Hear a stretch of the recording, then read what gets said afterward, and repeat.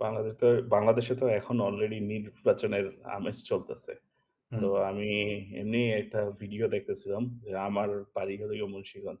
তো আমি আচ্ছা, আচ্ছা। আমার ভিডিওটা অনেকবার চালায় দেখার পর তারপরে আমি থাম্বনেইলটা দেখছি। তো দেখি তো আপনি বলতে পারেন নাকি জাস্ট থাম্বনেইলটা না পড়ে সে কি আম সেলিব্রেট করতেছে তার মনোনয়ন নাকি প্রতিবাদ করতেছে? দেখি বলতে পারেন নাকি? দেখি দাঁড়াও। উম এখন কি ভিডিওতে আচ্ছা ভিডিওটা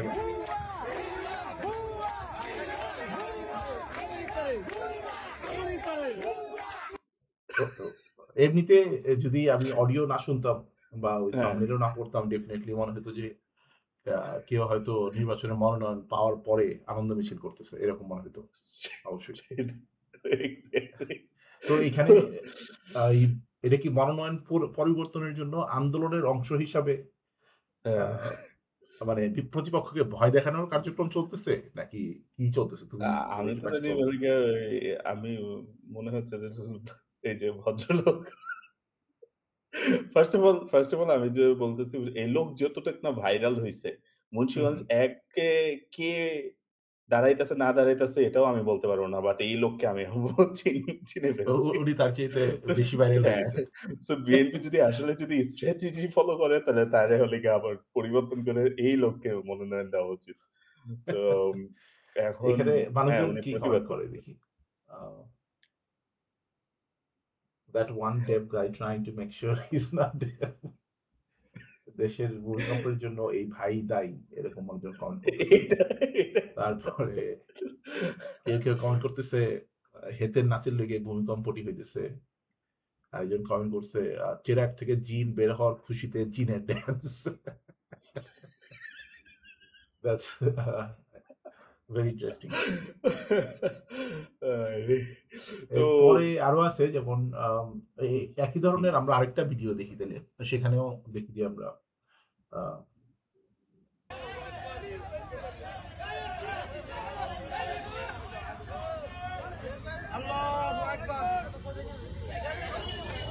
আমি নীরব হয়ে তুমি এই গেছি। যে এখানে একজন ভাই আছে তাকে নোটিস করো, উনি কি করেন? হুম, উনারা যেমন ২ রাকাত পড়বেন, কিন্তু এই ভাই ১ রাকাত পড়ে ছেড়ে দিবেন। আমিন-টামিন দিয়া উনি মাঝখানে আমিন দিতে চলে গেছে। ওই নোটিস করো নাই? দেখাই। আচ্ছা হ্যাঁ, উনি একদম উপরে ইন্টারেস্টিং একটা মানে ঘটনা ঘটলো সালাম এখানে। দেন। হ্যাঁ, দেখো এই যে উনি হচ্ছে দাঁড়াইছেন সাথে। হুম, উনারা ২ রাকাত উনারা বেসিক্যালি ২ রাকাত আ কি বলব যে নফল নামাজ পড়তেছেন শুকরিয়া আদায় করার জন্য।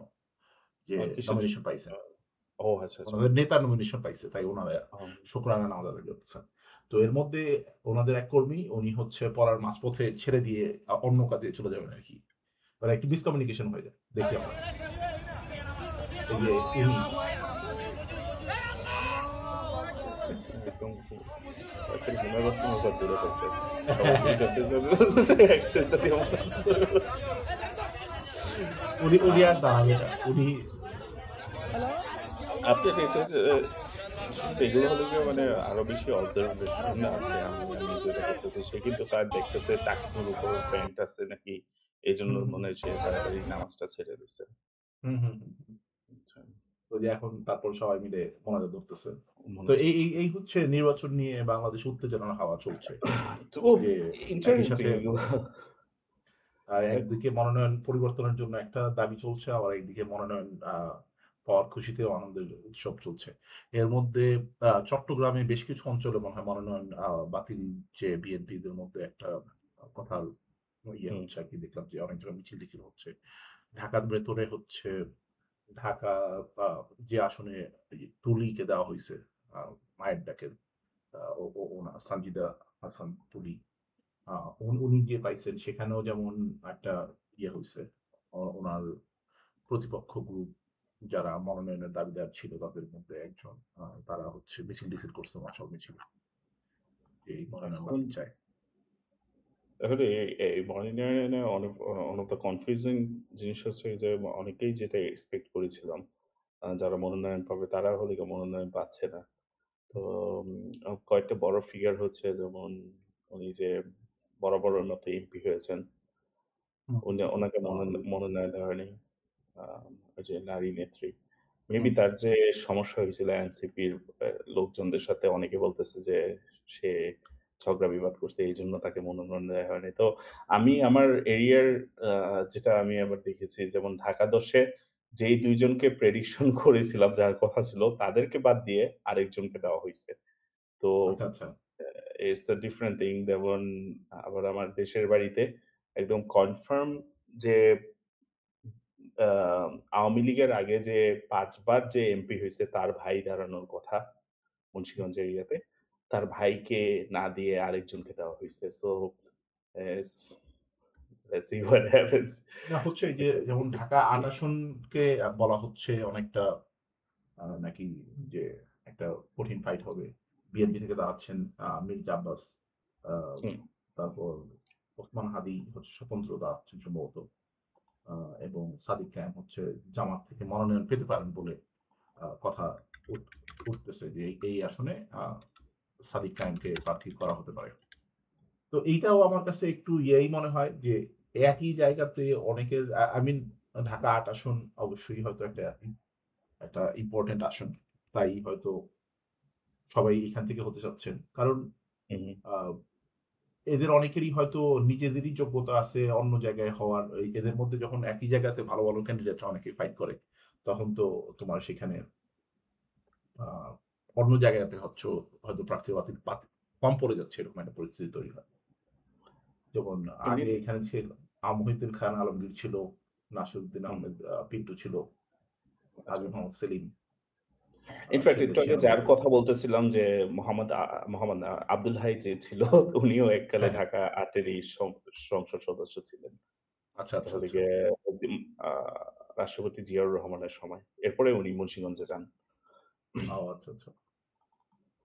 তো না ভালোই তো। তারপরে হচ্ছে তো এই ইয়া তো চলতেছে অনেক জায়গাতেই অনেক রকম নির্বাচনের ইয়ে যদিও এর মধ্যে হচ্ছে কিছুটা আ খালেদা জিয়ার শারীরিক অসুস্থতা, হাসপাতালের ঘটনা এবং আম এটাকে কেন্দ্র করে আবার তারেক রহমান সাহেবের যে দেশে আসতে না পারা সেই বিষয়ে ওনার একটা ফেসবুক স্ট্যাটাস। তার এই রাজনীতিও বেশ কিছুদিন হয়তো নির্বাচনী আ প্রচারণা বা পরিকল্পনাকে একটু স্লো করে দিয়েছিল।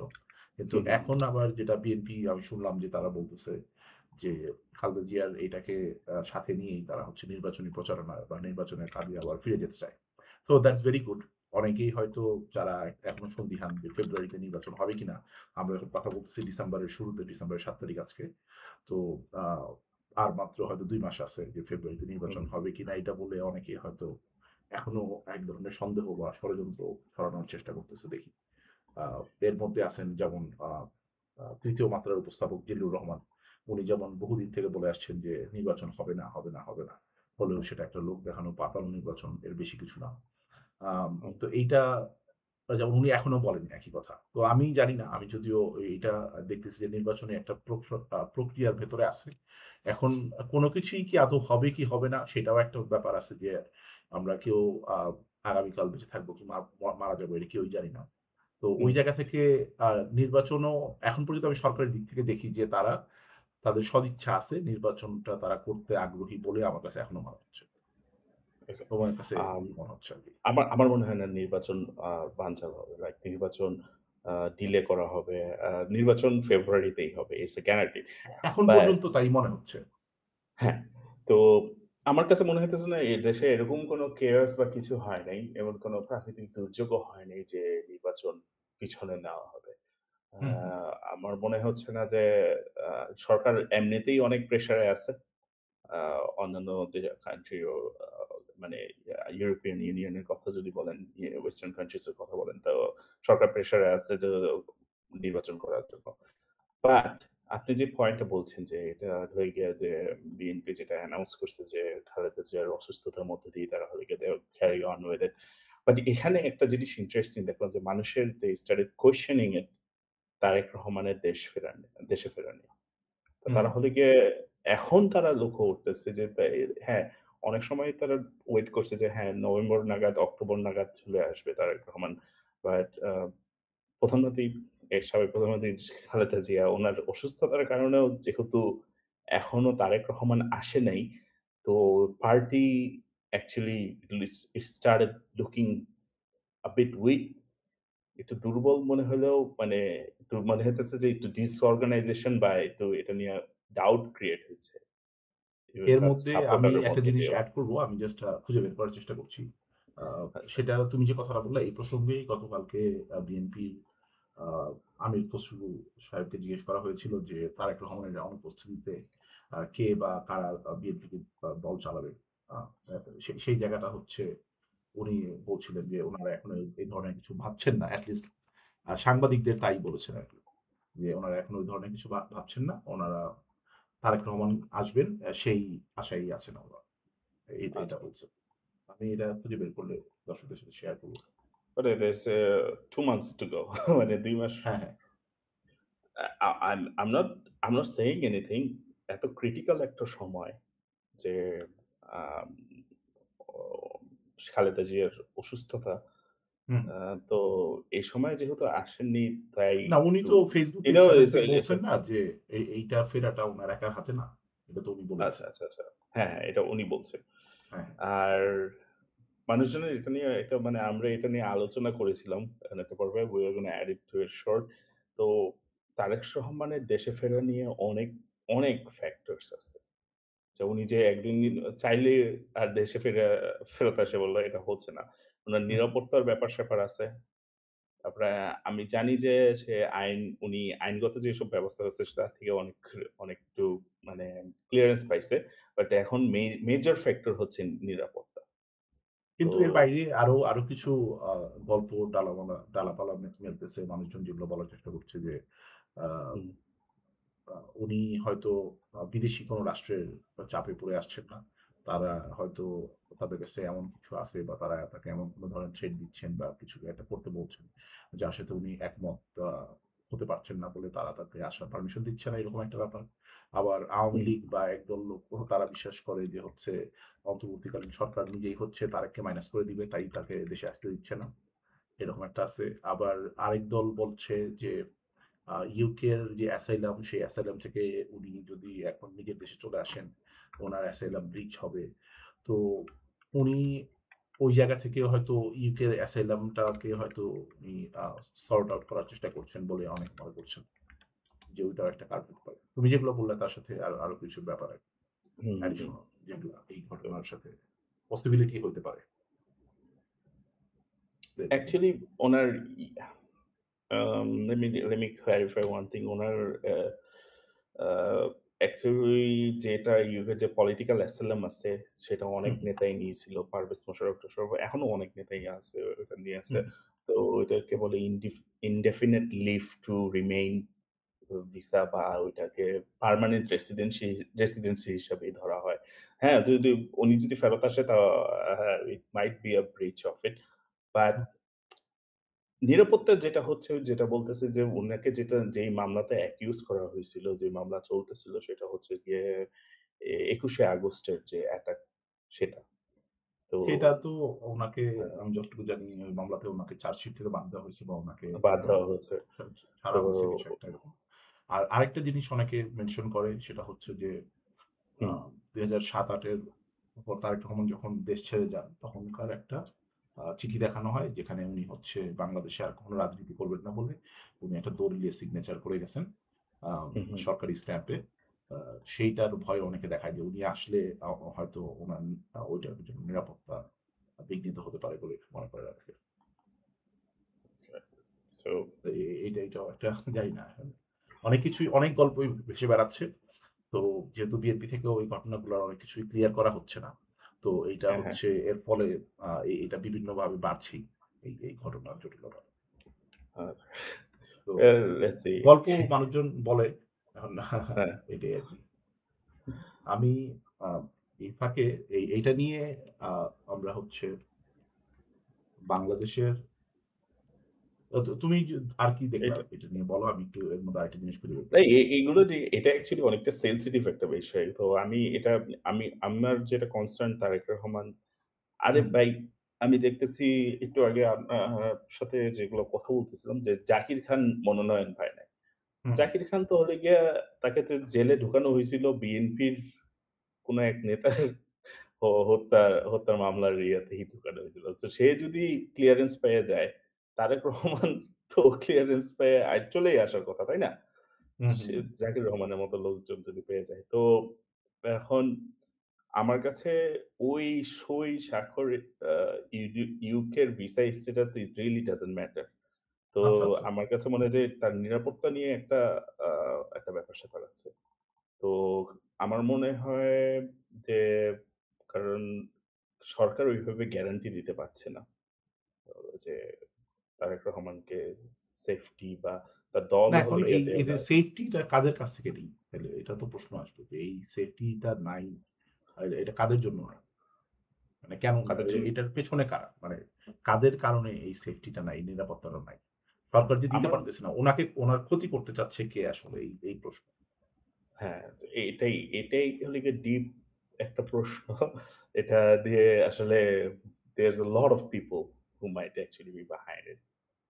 মানে আচ্ছা, আচ্ছা। কারণ চৌ ২০০৪ এর যে incident it's like was considered one of the most sacred after 1975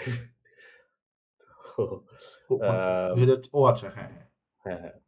তো এটা একটা জিনিস। আর উনি যেহেতু de facto লিডার মানে বিএনপির লিডার। তো তার নিরাপত্তা সরকার গ্যারান্টি দিতেই হবে সরকারকে। সো সরকারের কিন্তু এখানে তো অনেকে তাহলে এই প্রশ্নটা তো তুলছে যেটা হয়তো অ অ অনেকে যেটা বললাম যে বিভিন্ন জন বিভিন্ন রকম কথা বলছে তারই প্রেক্ষিতে যে আ নিরাপত্তার জন্য দেশের নাগরিকরা বাংলাদেশে ২০ কোটি, ১৮ কোটি, ২০ কোটি জনগণ আছে। তারাও তো এই একই পরিস্থিতিতে আছে এবং তার চাইতে অবশ্যই তারেক রহমান অনেক বেশি হয়তো নিরাপত্তার ঝুঁকিতে থাকেন।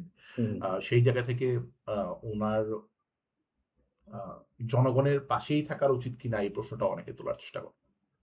আমার মনে হইছে। তো যেটা এটা তারেক রহমান আ তার ক্ষতি করতে চাবে অনেক বেশি মানুষ এটা যেমন সত্য। আবার আ জানি না আমার কাছে মনে হয় যে নিরাপত্তা সাধারণ মানুষের কাছ থেকে বা ওই ধরনের লোকের কাছ থেকে উনি ভয় পান সেটা আমার কাছে মনে হয় না। এখন আওয়ামী লীগ বা সেনাবাহিনী বা বিদেশি কোনো আ শত্রু রাষ্ট্র আ তাদের কারো কাছ থেকে হইতে পারে এটা হওয়ার পসিবিলিটি মনে হয় বেশি। কারণ এক্সাক্টলি সাধারণ মানুষ দ্যাটস তো রাইট। এখন যেমন শেখ হাসিনা সাধারণ যখন মানুষ ছিল এইসবে ব্যাপারে কিছু করবে না। এটা মানে গ্যারান্টি পাওয়ারফুল কেউ আরকি। পাওয়ারফুল যার হচ্ছে এটা হ্যাঁ, করার হ্যাঁ, ক্যাপাসিটি হ্যাঁ, আছে হয়তো যাদের হ্যাঁ। ঐরকম কোন জায়গা থেকে।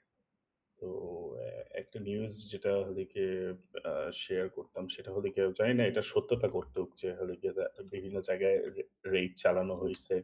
টু মানে তারেক রহমানকে এটা বলা হইতেছে যে তার এগেইনস্ট এ নাকি আ তার তার মানে অনেক কিছু পরিকল্পনা করা হইতেছিল। তো ওইসব জায়গায় ওই যে আবার রেইড আরে টেইড এই চালানো ঘটনাটা তো হইছে। তো ইয়ার নাম কি তার? যাকে ধরা হইছে জেল থেকে ছেড়ে দেওয়া হয়েছিল। পরে আবার ধরা হইছিল। আমরা তাকে নিয়ে একটা ভিডিও বানাইছিলাম সোশ্যাল আচ্ছা হ্যাঁ, মিডিয়াতে। হ্যাঁ, হ্যাঁ। তো সেই সন্ত্রাসীর নাম যেন কি ছিল? সুব্রত মাইন।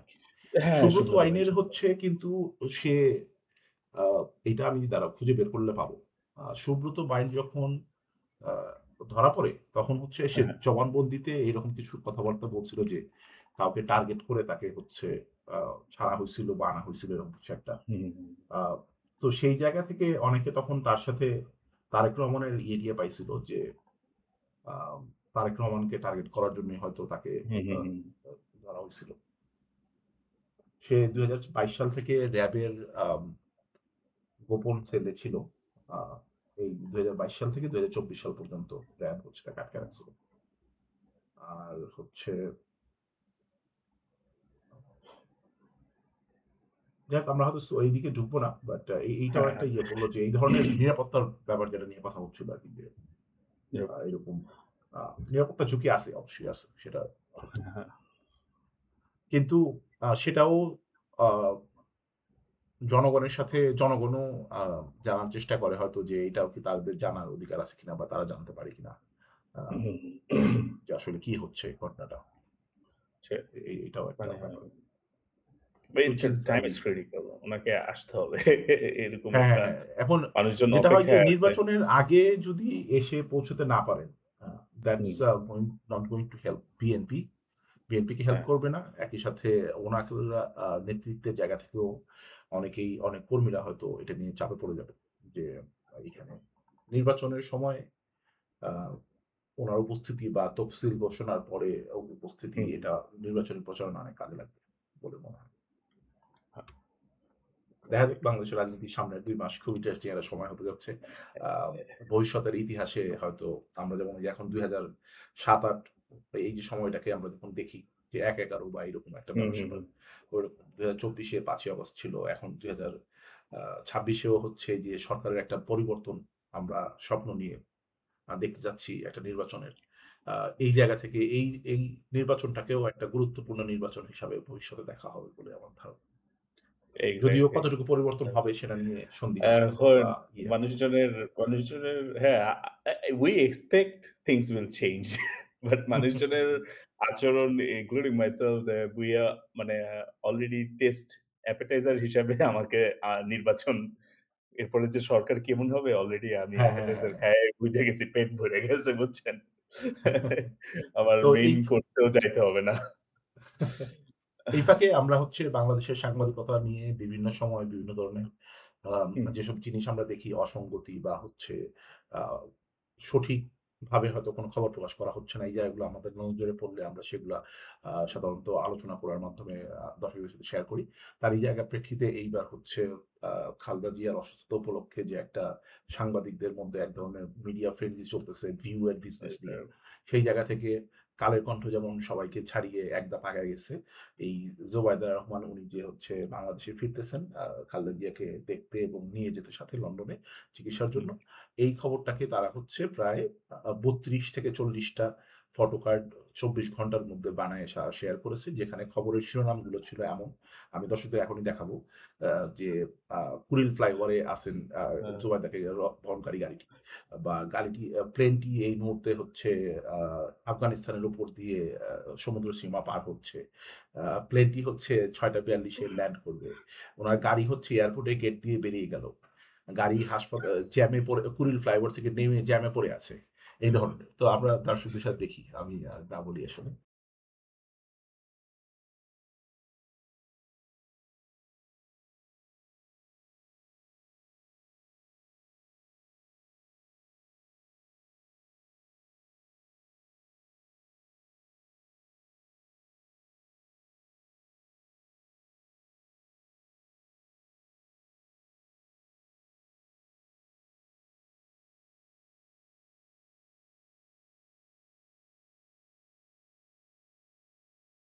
একটা ছবিতে আছে হ্যাঁ। ওই যে ফ্লাইটের দেখাইতে থাকে। ফ্লাইওভার পার হচ্ছে।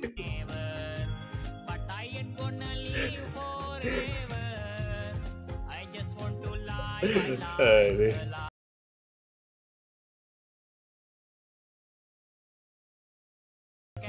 বসুন্ধরায়।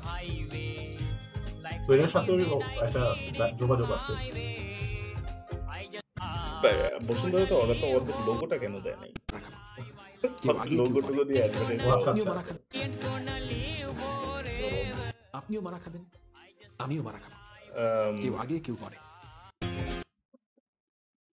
তো আম আ এটা মানে এটা হচ্ছে বাংলাদেশের সাংবাদিকতার রূপ বা চিত্র, বাস্তবতা।